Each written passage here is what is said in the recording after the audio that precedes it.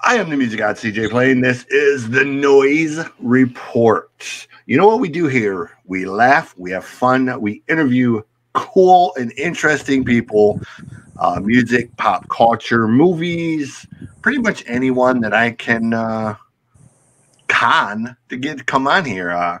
This gentleman I didn't have to con. This was arranged by the amazing Dave Tedder.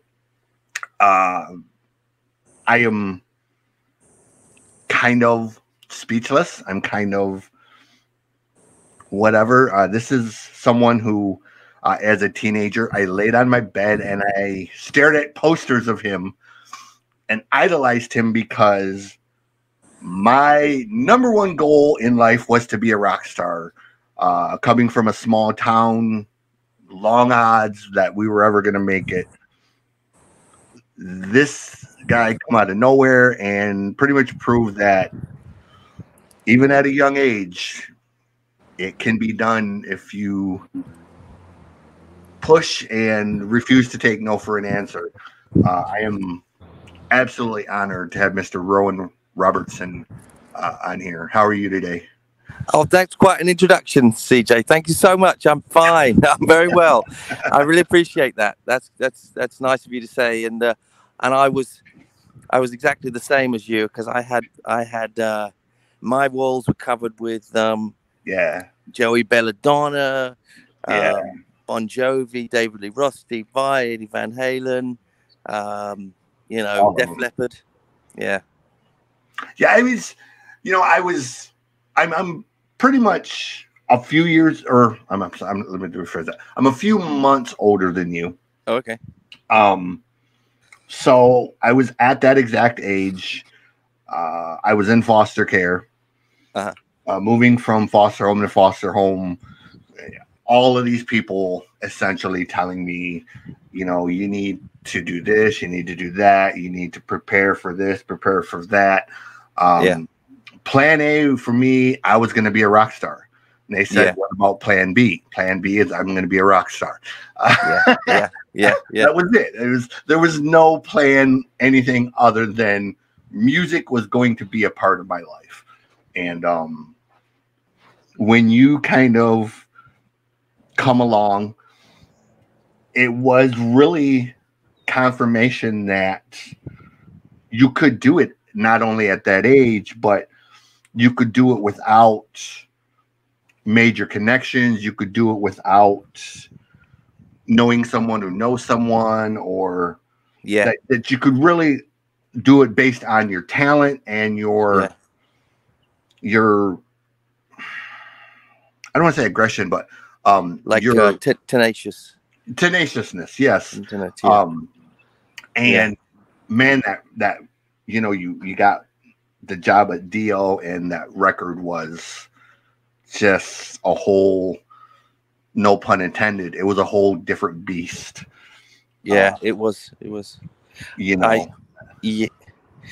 really thank Ronnie for that opportunity, and it was a magical time for me, and it was definitely a fairy story. So dogs are barking, I was moving. So you're good. And I really appreciate hearing that from you, and I remember when I was going to send the tape to Dio, I kind of like chickened out, and I said to my friend, I said, I'm not going to bother sending it. What chance have I got? And he told me, he says, well, you got nothing to lose. Yeah. You got nothing to lose by going for it, So it was definitely like a dream come true, and I thank Ronnie for that. And I think Ronnie was I think the one person that could have given me that break at the time. It just seemed to work somehow. It just worked for what he wanted. Yeah, I actually was lucky enough. I got to see Dio perform. I didn't get to see it when you were with them. But it was Dio, Doro, and Yngwie Malmsteen tour. Oh, very, very cool. Very cool. And never been a huge fan of Yngwie. Oh, okay. Because I don't know, he's a great player, but just not really my style. Doro, I'm so passionate about her because when she was in Warlock, one of the kids in foster care gave me that Warlock tape and said, you got to listen to this tape. And it's some German band. And I took it home and it was the same type of thing. It was just like lightning in a bottle. You hear something and you think, damn, that's a brilliant record, you know? And, you have always had a tone, man, to your guitar playing. First with Dio, then with Violet's Demise, and then, you know, with the DC4. And even, I know you didn't necessarily record with Vast, but you wrote some stuff with them. And I put you singularly in the same category as DJ Ashba. You guys, that's a compliment. That's a real compliment. Thank you. You guys both have a tone to your playing that is so unique. There's a ferocity to it. There's almost like an ominous type of tone to it. It's so thick and so dense and heavy without being aggressive. You know what I'm saying? Like there's a thickness to it. Yeah.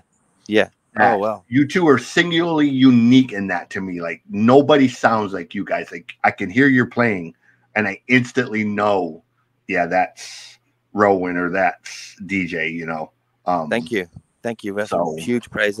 And my tone as I've gotten older and changed, and you change as a person. I mean, you're the same person, but as you develop as a person, I know my tone is changing, but you always are who you are at your core.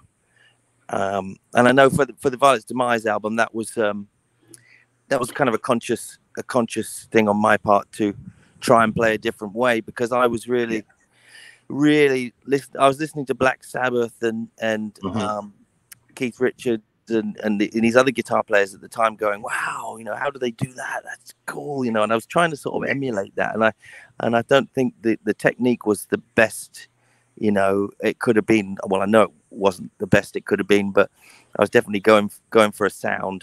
That's for sure, different sound. But yeah, thanks for comparing me to DJ. You know, I hear that Violet's Demise music, and whether you want to call it Violet's Demise, you want to call it, you know, Logan Robertson, whatever, whatever form. Yeah. Everyone that hears it, or when you read about it, they always say, "Oh, it's Zeppelin-esque." Yeah. And to me, it's much more like the Cult, like that Sonic Temple record that the Cult did, or even Badlands. It has more of that tone to it to me than Zeppelin. Like it just has that, you know, that Sonic Temple tone that the Cult had. It really captures that vibe. Yeah, that's interesting. You say that, and I know what you mean. And when we did the recording, that the blueprint is Zeppelin, because, you know, the drums and the voice and the riffs, just that's the blueprint of it. And, you know, it's being kind of like based in folk music and at its core. But the only thing is that I didn't know Zeppelin myself very well at all. I knew like Hendrix, and I knew and I was getting into Sabbath and stuff. So it's not too Jimmy Page influenced, but it's very Led Zeppelin influenced, definitely. Yeah, because it's funny. I've told other people this. The band Greta Van Fleet. Yes. I went to high school with her father. And, you know, everybody says Greta Van Fleet is a Led Zeppelin ripoff. And I always tell people, I'm going to tell you a secret. Their father is a massive, massive, massive Triumph fan. Huge Rick Emmett devotee. Those boys are much more influenced by Rick Emmett and Triumph than they are Led Zeppelin. And if you listen to them closely, there is a ton of that Triumph sound in there. Okay. Much more than Zeppelin. But I think people don't know Triumph as well. Yeah. So they don't go to that. But I challenge everybody, if you listen to Greta Van Fleet, listen to Triumph. You will hear that Rick Emmett style singing, the guitar playing, the phasing. Those boys were raised to be rock stars. Their dad attended Berkeley Institute out in Boston. Okay. He used to walk around town. We grew up in a very small town of about 800 people. And he had a Jackson guitar. And everywhere that Doug went, that guitar was strapped to his back. How cool. He would walk down the street playing that guitar, just going through the motions and playing the riffs. And when we went to graduate, you know, Doug showed up. He's like, I got accepted to Berkeley. And we were like, well, of course you did, because where else would you go? You know, you're like our local guitar god, because you know, that's all he wanted to be. So when those boys started playing, it didn't shock me at all that they got famous, because they were born to do it, you know, and they started playing instruments when they were 2 or 3 years old. So they were, you know, they were built for it, basically, you know, it's in their DNA. Talk a little bit about your time with Vast, because I'm a huge Vast fan, and I know again. Oh, that's cool. Yeah, that was you're a huge Vast fan. That's cool. John Crosby is a very talented guy. Yeah. What happened for me was I was in LA at around in 1998, and I hadn't had a gig in about 3 years, because the music scene had just changed, and I was like a dinosaur, you know, overnight, you know. Right. And then Barry Squire had called me up and said, do you want to go on an audition for this band, which I did. And I heard the stuff, and it was Elektra Records, and they were saying he was going to be the new Trent Reznor and everything. And so I learned the stuff, and I went down there and I did my best, and he picked me to do it. And we did a tour. We toured on the first album a lot. We toured in like Germany and US, and we did lots of touring. And I just played the parts on his record as best I could. Right. And then we came back to LA and made a record, and there's little bits of my guitar on there here and there, and I co-wrote one of the songs. It's called Lady of Dreams, but that was it. I just played a little bit on that record, and then that was it with them. But I gather he's still out there. Yeah, I don't know if he's touring, but yeah, he is. I'm a huge Led Zeppelin fan, Pink Floyd fan. Pink Floyd is my favorite band of all time. So, that's a good choice. Anything that's like influenced by Pink Floyd, I'm, you know, kind of comes to my attention, and then I'm like, okay, I got to listen to this band, and that was kind of how I came across Vast. Was I was listening to Floyd, and it popped up on a playlist along with them, and it was like, hey, this is pretty cool. It's a little bit different, you know, some trippy psychedelic type vibes to it, but it still had the tone of the rock and whatnot. And I was like, this was cool. It was different. And then of course, you know, when you got involved with it, it was like, okay, this is even better, because, you know, so it was kind of a thanks. Really. Raiding the Rock Vault. Tell us a little bit about Raiding the Rock Vault, because it's kind of legendary around Vegas, but maybe people outside of Vegas don't know it as well. Well, what it is and what you guys do with it. Oh, okay. It started 8 years ago, maybe 9 years ago. At the first gig was at the Mayan Theater in Hollywood, and then they brought the show up to Vegas, and they got into the first hotel they were in was the old Hilton where Elvis used to perform. Nice. And it was called the Las Vegas Hilton now. And they did a couple 3 years there. Tracy Guns was the original guitar player, and Howard Leese, they were the original 2 guitar players. Robin McCauley, Paul Shortino, Michael T. Ross, Jay Shellin, who's now out with Yes on drums. I think Matt and Gunnar were part of it as well, weren't they? Beg your pardon? I think Matt and Gunnar were part of it, weren't they, at some point? The Nelsons? No, I don't think so. I could be wrong, but I don't think they were. Okay. But they might have Maybe I remember something different. They're probably guested, something yeah, along that yeah, line. because they've had a lot of guests throughout the years. Like one time we did a gig and we had Richie Sambora and Nice. Lou Graham. I got to play with those guys on stage, which was Oh, I great. love Lou Graham. Yeah, and also Brett Michaels, and they've had a lot of guests to the show, and they've won 8 years in a row Best of Las Vegas. And basically what it is it's an hour and a half rock concert now. They used to have a storyline and actors come up, but basically it's an hour and a half rock concert now with dancers as well. And we start from 1965 Doors, Light My Fire, and then we end up with Jump, Van Halen, Age 5, and with everything in between: Deep Purple, Eagles, Boston, Kansas, and it's really a great show. It's a fun show, and we're now at the Rio. It went from the Las Vegas Hilton to the Tropicana to the Hard Rock to the Rio, and we've just opened up. We just finished our second week of reopening up, and it's going great. It's Blas on drums, Blas Elias. I love him. Yeah, who's awesome. And then yeah, it's great. And at the moment, singing with us is Todd Kearns and Keith St. John. Nice. And John Bisaha was just with us. And it's going great. Yeah, the audience is loving it. We're in a nice room, and in fact, we're playing tomorrow.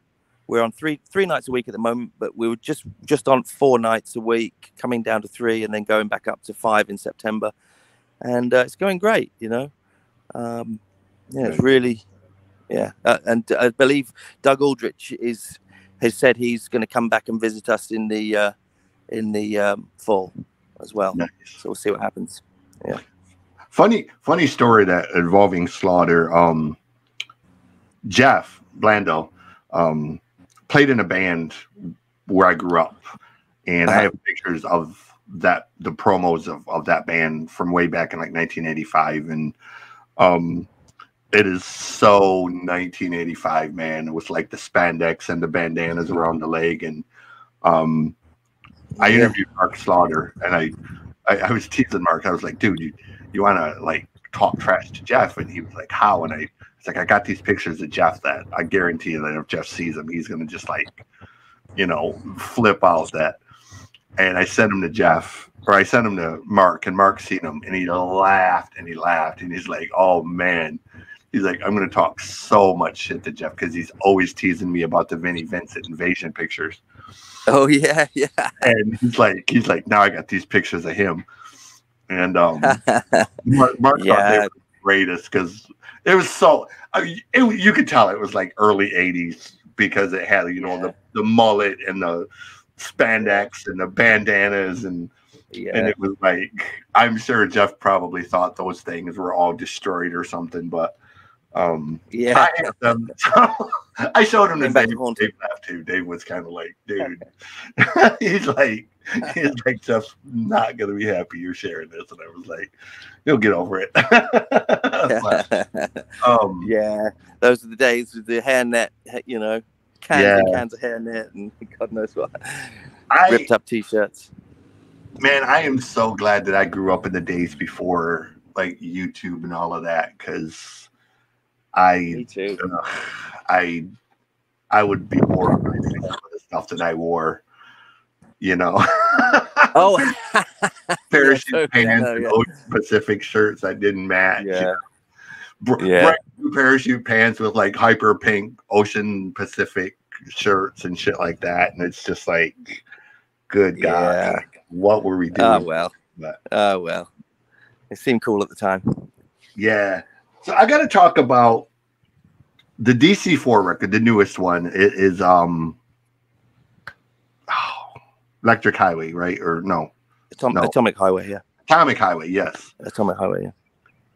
I'm going to make a statement, and please don't take this as an insult. I mean this as like the highest compliment. Yeah. That record was the greatest Van Halen record that Van Halen never recorded. Oh, that's a compliment. Jeff would like that. I actually spoke to Jeff on Facebook, and I told him that. And I told him, I said, please don't take that as an insult. And he's like, insult? He's like, that's the greatest compliment anyone's ever given me. Yeah. and Yeah. Dude, that thing has Van Halen written all over it, dude. It is like, Oh yeah. I don't know if it was intentional or if it was just your love of the band coming out or whatever, but that record is so fucking phenomenal from top to bottom. The tone, the riff. Oh, that's great. That's everything, man. That it truly great is to hear. one of my favorite records of the past 10 years. Like it just that's great. Really great to hear. I have to say that Jeff wrote that record and played all the rhythm guitars on it. My job on that record was to come in and do some solos. But having said that, Jeff, when we get together, half the time we talk about Eddie. We talk about this solo, or like I was just telling him the other day, like I figured out how Eddie ended up on the same note on each of his solos. Like you check it out. Like for any guitar players listening, I was listening to Eddie and I was thinking, oh yeah, like I noticed something. Like when he phrases each phrase in his guitar solo, he ends on like that one under your index finger on the third string in the blues box a lot, because it leaves him open to play, other phrases. And no, we talk about Van Halen all the time, and Jeff is not only probably the best guitar player I know, but he's also the best Eddie Van Halen guy I know. Nice. Yeah, because when it come out, that was the first thing I did is I posted on Facebook and I tagged him in it, and he DM'd me, or he messaged me and he said, thank you for the compliment. And I was like, no problem. And I told him that, and I was like, please don't take that as an insult. I don't mean it as an insult. He's like, insult? He's like, that's the greatest compliment anyone's ever given me. And I was very good friends with Phil Chen. I don't know if you know who that is, but Phil Chen was a bass player. He passed away. How many years would it be now? Oh, gosh, over a year. Anyway, he was my good friend, and he was a Jamaican bass player, Chinese guy, born and bred in Jamaica, and so thick Jamaican accent. But he's very well known amongst musicians because he was the bass player on Jeff Beck Blow by Blow, and he was the bass, and he was the bass player on Rod Stewart, Do You Think I'm Sexy? Those Rod Stewart albums through there, and he's got credits from Van Morrison to Paul McCartney to Eric Clapton. I mean, really well known amongst musicians. Anyway, and he used to tell me, he used to call Jeff Duncan. He used to call him Ribbits because Jeff Duncan. Yeah, because those goldfish. You can buy goldfish snacks. Mm-hmm. We were at the 99-cent store, and Jeff picked up a box of Ribbits, and they're like these goldfish. So Phil called him Ribbits, and he used to say, "Ribbits, man." He said, "Fuck, man." He says, "Ribbits rhythm sound like the rhino come through the living room." Yeah. And what that means in Jamaican is Jeff Duncan's rhythm playing sounds like a rhinoceros coming through your living room. Yeah. Yeah. So anyway, that's. My uncle actually owned a scuba resort in the Grand Caymans, and I would spend summers there. And they had a house band, essentially, and they were like a steel drum and reggae band. Oh yeah. Their leader, their guitar player, he was like 6'4", Jamaican. He was about 300 pounds. He looked like Michael Duncan Clark. And he would always tease me. He's like, "White boy, you're the coolest white boy I've ever seen in my life." Love it. Oh, they're great, the Islanders. Yeah, and it's just a whole different world. The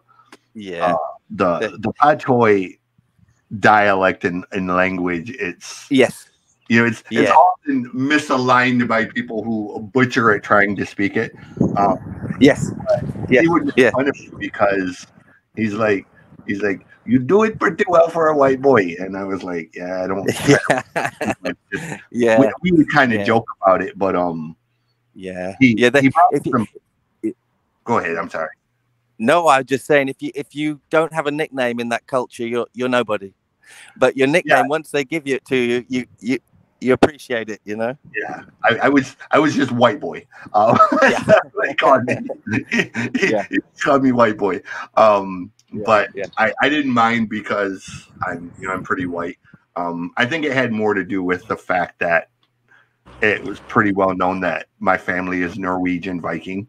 So white boy was kind of like, the opposite end of what he was. So yeah, and in those cultures they don't see color anyway. Yeah. He brought me. It's not a big deal. He bought me this gift this one time, and he's like, "You like hot sauce?" And I was like, "I love hot sauce." He's like, "Oh, nice. I'm going to give you the best hot sauce you ever ate in your life." Lovely, very nice. That's thoughtful. Yeah. Giving gifts. Bottle had no words on it. It just had a picture of a little Rasta guy, and it had a flame coming out of his ass. And I was like, I don't know if I want to eat that, Stevie. And he goes, it's the good stuff. And I was like, dude, he's got a flame coming out of his ass and there's no words on it. That tells me that it probably shouldn't go in your body. And he's like, yeah, trust me. And I was like, okay. I bet it was really good, right? I never did eat it. I never did. Oh, you didn't? It actually sits on my shelf unopened. It's just like one of them. Nice. It's like when you find one of them really old beers that's never been opened. You kind of keep it as a decoration, but never tempted fate, I guess, with it because I was too scared that what might be in the bottom. Yeah. You want to? There's one more thing I wanted to touch on. Bangtango. Tell us some about what is going on with Bangtango. You guys touring? Is there going to be a record? Bangtango is another band that I'm a huge fan of. The bands that weren't necessarily, I guess, the heavyweights, but I was always the biggest fan of the bands like Bangtango, Shark Island, More, Junkyard, Pariah, Kick Tracy. The band that they were popular, but not quite, I guess, A-list as far as Motley Crue or Dio or whatever. But to me, those were the best bands. The LA Guns and those bands that were, I guess, the working class bands maybe is a better word. If you like, So, Bangtango. Well, they just had, I think, probably maybe 3 years ago, they had the original lineup going. Right. And then I believe it was Mark Knight that decided to step out, and then the other guitar player said, guys, I'd love to do it. I love you, but says I got a business to run, so I'm out. So then Joe brought me in because I've played for Bangtango before, and Kyle, the original bass player, brought in Jeff Tortora, who's like this incredible drummer in Vegas. He plays for the Blue Man Group, and he's just like explosive. He's so good. Nice. And Jason Walker, who's a tremendous guitar player, a Vegas guitar player, and he's got a stoner rock band here in town. I forget the name, but he's launching that. Jason Walker, his name is, and he's just an awesome musician and a great singer. He sounds like Stevie Marriott when he sings. He's got this amazing voice. Nice. So it's this really good lineup. And so far, I think we've done 4 dates, maybe 5 dates, a couple festivals, and there's talk between Joe and Kyle of doing an original song or some original songs. So there's nothing in concrete with that. And as for the calendar, we've got nothing that I know of on the calendar right now, but Joe says he's got like a couple of festival dates coming up, and I met Joe back when Bangtango hit, actually, with someone like you back in the day, and we were walking down Melrose together, and I was like, oh, I'm walking next to Joe Lestat from Bangtango, like, because he's all over MTV and the radio. Like, yeah. And then Joe's going, oh yeah, you know, my band, you know, Yeah. he says, my band, we are Bangtango, we're on MTV. And I was like, all right, I'm gonna floor him right now. And I said, he goes, what do you do, kid? And I was like, oh, I'm Ronnie James Dio's new guitar player. And he about fell over. He's like, what the fuck? Like this. So from then on, we were really sort of tight, you know. He was always very nice to me back in the day. I always thought he was super cool, and we've just maintained this friendship, you know. Nice. Joe. Yeah. So. My father, growing up in Michigan, my father sent me, before I was put in foster care, my dad sent me to live with my mom, and she lived about 3 blocks off the Sunset Strip. Okay. And she had an apartment, and I was 13, almost 14 years old. And she'd get me up, and of course I was supposed to go to school, but I spent more time walking up and down Sunset Strip, just taking this all in, because in my mind, that's going to be me on that poster one day. Yeah. So in the process of that, I actually met Richard Black and Spencer from Shark Island. And Shark Island, they snuck me in to a few shows. Basically, you know, hey, we'll sneak you in the back door, stand really close to the amps, don't move, just look like you're the amp shadow. Because obviously at 14, I wasn't supposed to be in a club at night. But it was really great memories. And Richard is such a phenomenal guy that I haven't spoken to him in years, but I love him to death. And he, one of my biggest musical heroes. Do what?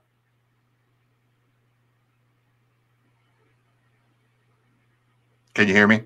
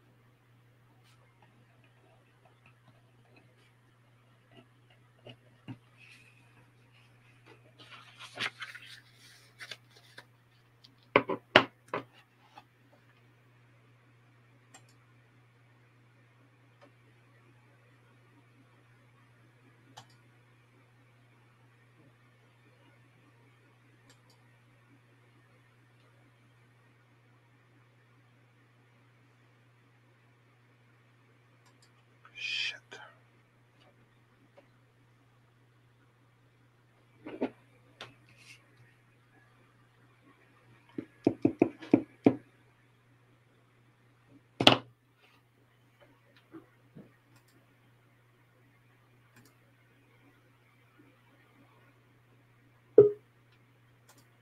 Oh, CJ?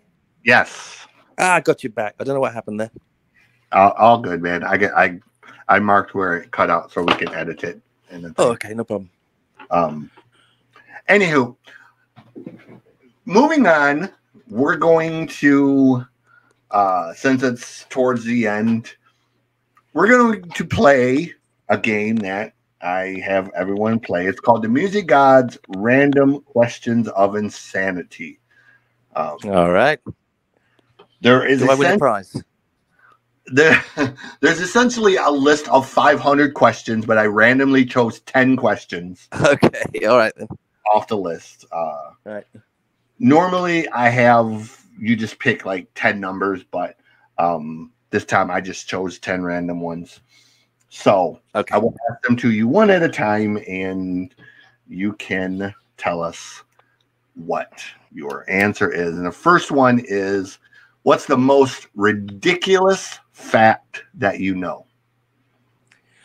Ridiculous fact that I know. Oh man. The most ridiculous fact. The most ridiculous fact. Oh, that's a tricky one. That's a tricky one. What's yours? The most ridiculous fact that I know is that I'm trying to think. What is the most ridiculous one I know? I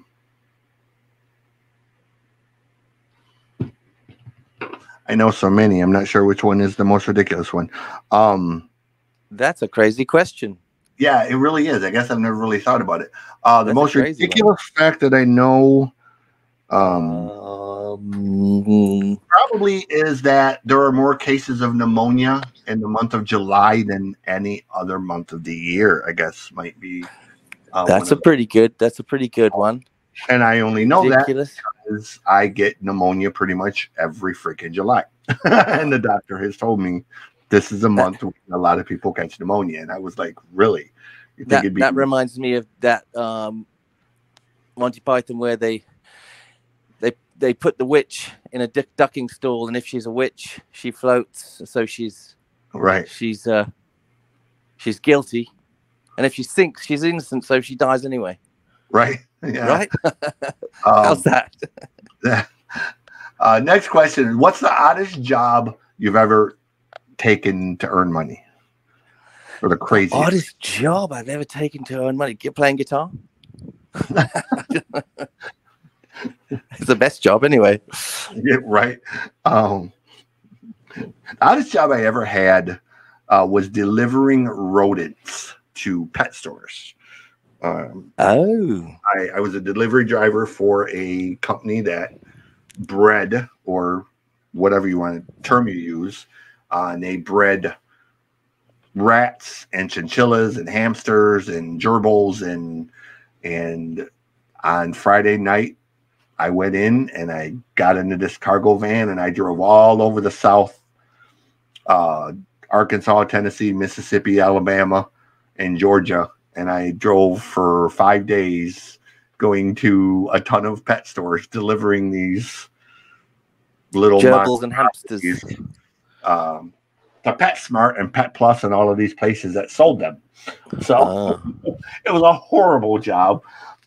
Did they all survive? All your little rodent buddies? For the most part. The worst part about the job, the company said, we'll pay for a hotel room. I was like, awesome.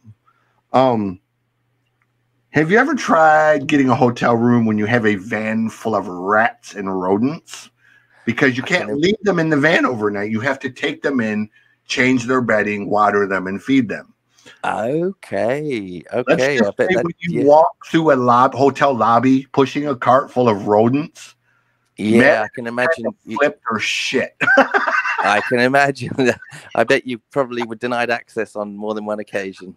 I spent about 95% of my nights sleeping in that stupid van because hotel just. I got a funny story about sleeping in a car. Actually, it's my friend took me to see Motley Crue on the Reformation. They did Reformed must be 10 years ago more, and he got me completely plowed, and so we were drinking these giant IPAs as soon as we walked in, and I vaguely remember the show. I just remember the stage, sort of. It was like white, and as we walked to the car, and of course I wasn't going to drive my car, so I went to sleep in the car, and he's texting me, and he's like, "Where are you, dude? Dude, where are you?"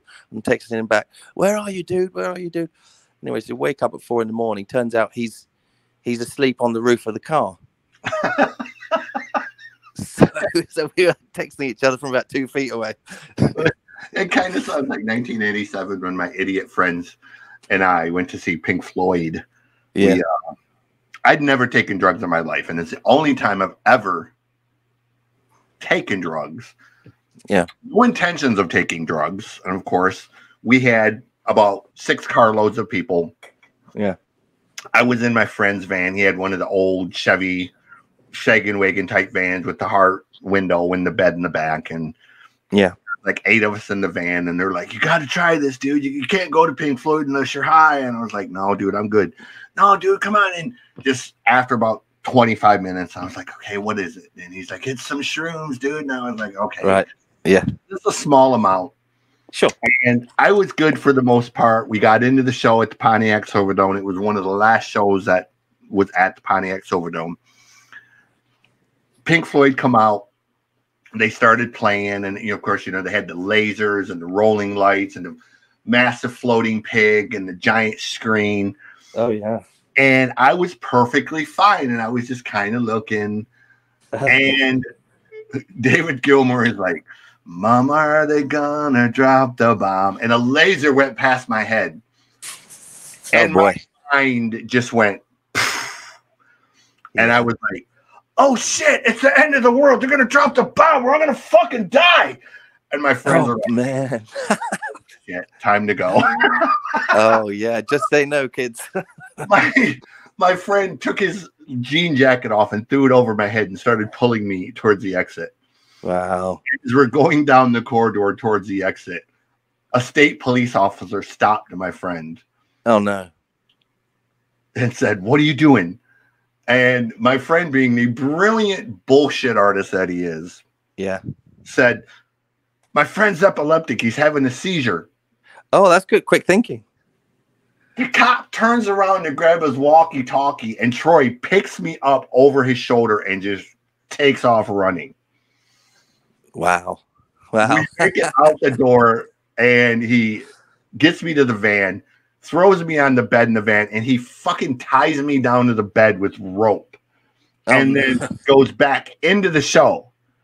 No. And the story among my friends is when they got back after the show, I was laying on the bed having a conversation with Scooby-Doo about what kind of peanut butter was the best peanut butter. Oh man. And at 51 years old, they still tease me about that. And I'm like, you guys are assholes, right? Like, you really need to let that shit go. It happened 35 years ago. And they're like, you're never not going to hear that story. And only time I've ever done drugs, because after that, I was like, screw that. Yeah. Don't need to be thinking the world's ending. Question 3. Yeah. Going on a road trip, what are the 3 must-haves that you can't leave without? Keys, phone, wallet.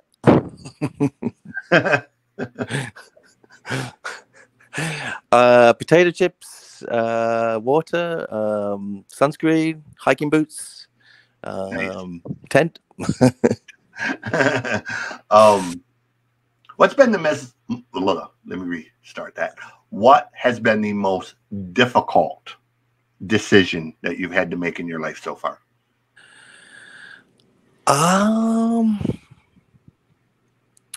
Difficult decision that I've had to make in my life. Well, it's never easy letting people down.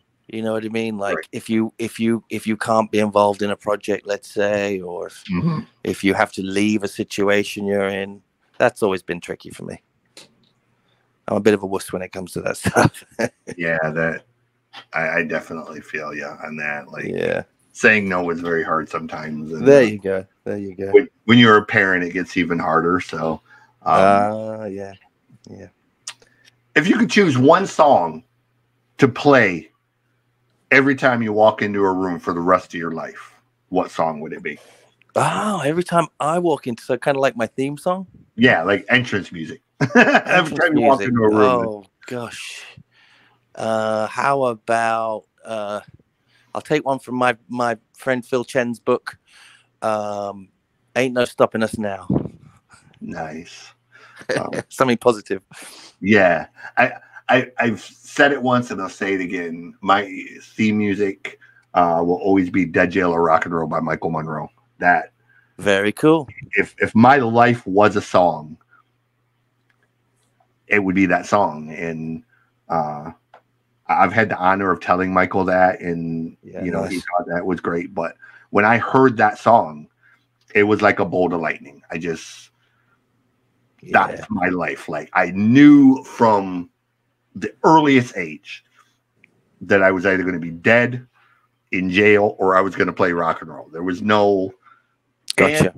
ifs or buts about it. It was going to be one of those three avenues. And Nice.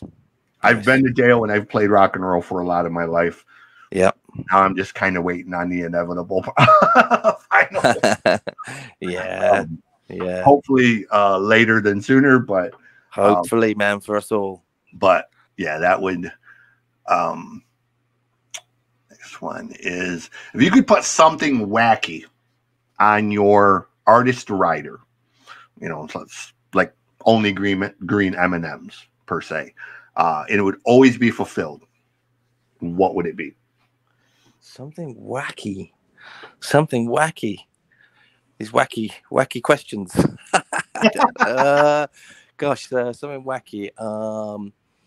A Nottingham Forest sweatband. Nice. If you could have your music be the soundtrack to any movie, what movie would you choose? That's a good one. Let's see. How about like how about that Crazy Vegas movie with Johnny Depp for Violet's Demise? How about that?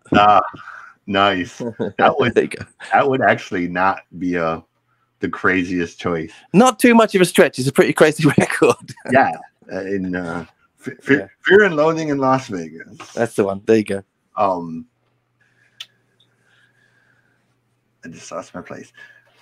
You got to pick one of the two, Michael Jackson or Prince. Michael Jackson. I love Prince, but I'm going to say Michael Jackson. Nice. Because I was more familiar with that Quincy Jones stuff, Living Off the Wall and Thriller, and that was always around as a kid, and that's just grooving stuff. Nice. And maybe it's just me growing up around Detroit. I'm a Prince fanatic. Yeah, Prince, I love Michael Jackson, but I love Prince. Like Prince to me was probably the greatest living musician that we've had in the past 100 years. The guy was just, you know. I had that question when I spoke to Dio once, and he was a Prince guy. Yeah. That doesn't shock me, actually. It's knowing Ronnie's history, going all the way back to doing doo-wop and that. Oh, right, yeah. You know, knowing that some people may not even know that part of it, but Ronnie and the Prophets. Yeah. He once said, phenomenal. when someone asked him about it, he said, "Oh, I kind of like all that stuff to be burned." You know, it's funny because there are those projects, Billy Joel with Attila, Michael Bolton with Blackjack, that are kind of outside that realm of what they're known for. So when you look at it now, it's kind of like, wow, Billy Joel was in a metal band, you know? You know, it's funny. The more I learn about people, they're not always what they're known for, isn't it? Musically, you know, they're sometimes like, you know, I know Ozzy's a big Bob Dylan fan, you know, this sort of thing. Yeah, because in Blackjack, Michael Bolton was in Blackjack with Bruce Kulick. And Oh yeah. You know, Bruce had the big afro in that band, man. You know, the Brad Delp Boston afro. Nice. Love Boston. Oh, greatest. To me, that's the greatest rock and roll record ever created. So good. Growing up, I owned so many copies of that record, I lost count because I would play it so much, I would literally wear the grooves out of it. I'd play it until the thing was just paper thin and have to go buy a new one. And, you know, I've probably heard that record 20,000 times in my life. I listen to it religiously still to this day. It's, you know, to me, it's just, there's no flaws to that record. I mean, it's just, and I'm with you. Tom created a masterpiece beyond. Bloody amazing, wasn't he? And his secret weapon, man, the singer. What's the singer's name? Brad Delp. Brad Delp. Yeah. Incredible. Yeah. Really so good. And did it with technology that really almost didn't really exist at the time. I mean, created his own technology with the rock band, different things that are very commonly used now, but were, you know. I cast my mind back though. One thing, like when Nirvana came out, I remember opening Rolling Stone and there was a full page ad, and it went da da da chicka chicka chicka da da da chicka chicka chicka. Tom Schultz is the godfather of. Yeah, so sound familiar? Tom Schultz is the godfather of grunge. And I thought, or we know you're great, Tom, but you don't have to take a fucking ad out in Rolling Stone. I kind of got annoyed with the grunge thing only because they gave all of the credit for grunge to Seattle, when the truth was grunge was created a decade earlier in Minneapolis with, you know. Hello? Yeah. Hello? You still there? Yep. Can you hear me? Hello? I lost you there, Tom. CJ. Can you hear me? Oh. Hello? Oh, it's gone again. Can you hear me? Can you hear me, Ron? Hello?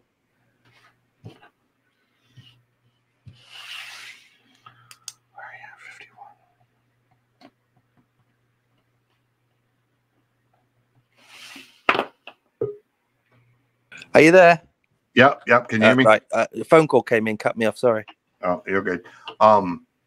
So we'll do these last couple questions real quick and wrap this up. Question number 9: who would win in a fight? No rules, anything goes, between RoboCop and the Terminator. Ooh, good one. It's got to be the Terminator because he's from the future. Yeah, all right. Never considered that, but okay, yeah. I don't know. That gives them an advantage, obviously, because RoboCop could he was like really quick on the draw and he could like bend steel, but couldn't the Terminator like walk through buildings and stuff? I think in the later versions they could. I don't know if the earliest one could, but still more technology. So. And the last question, I asked this to every single person. This is very tongue-in-cheek, but it's funny nonetheless. You have to pick option A or option B. So option A is, going forward from this moment on, every single movie you watch, the lead role is now going to be played by Gilbert Gottfried. Okay. Or option B is, going forward from this moment on, every single song that you hear is now going to be performed by Kanye West. Gilbert Gottfried, easy. Easy. I'm the same way. One, just for the comedy value of seeing Gilbert Gottfried play the drill sergeant in Full Metal Jacket, or seeing Gilbert Gottfried play the bouncer in Roadhouse. I think would be absolutely hilarious. But the bigger one is I just don't like Kanye, and I don't ever want to hear him perform. I don't know what all the fuss is about. I heard, I was like, oh, this guy's, what, is he some genius or something? Let me listen. And I was like, horrible. I shouldn't say that. I don't like putting people down. Maybe it's maybe I just don't understand it. And you know what? I haven't listened enough. I listened, put it like that. I mean, it is what it is. Like, everybody has taste, and I'm the guy who's well known. I don't like Eminem. I'm the only. I liked Eminem. Oh, I am not an Eminem fan. I like that Stan song. That was great with Dido's backing track. With that said, this is Mr. Rowan Robertson. Okay. Please tell everyone, where do they find you? Where do they find? Well, they can find me, CJ. I've got a YouTube channel, which is Rowan Robertson Official, which I need to put more videos on. I've probably got about 10 up there. A couple of original songs. And then they can find me there, and please subscribe. That's YouTube, Rowan Robertson Official. And then they can find me on Instagram. And I think my Instagram is Robertson Rowan. Easy enough to find. Nice. You can check out Rowan on the Dio Lock Up the Wolves CD, which is hands down one of my favorite all-time records. Thank you. You can hear him on Violet's Demise CD is floating around, or you may find it under the name of Logan Robertson. Sorry. Yeah, thank you. Yeah, no problem. DC4, the last, 3 records they did, you're on, right? Yeah, I was on the last 3. Yeah. If you make your way out to Vegas, there is the show Raiding the Rock Vault, which you can see him as a part of. One of the greatest guitar players, unheralded. I'm the greatest guitar player in this room. Thank you very much, CJ. Yeah. So check this gentleman out, and again, thank you so much for doing this, Rowan. I am absolutely honored and whatnot to be able to chat it up with you and whatnot. And thanks ever so much. Really appreciate it, and had a lot of fun, CJ. Thank you. Absolutely, brother. Hold on 1 minute.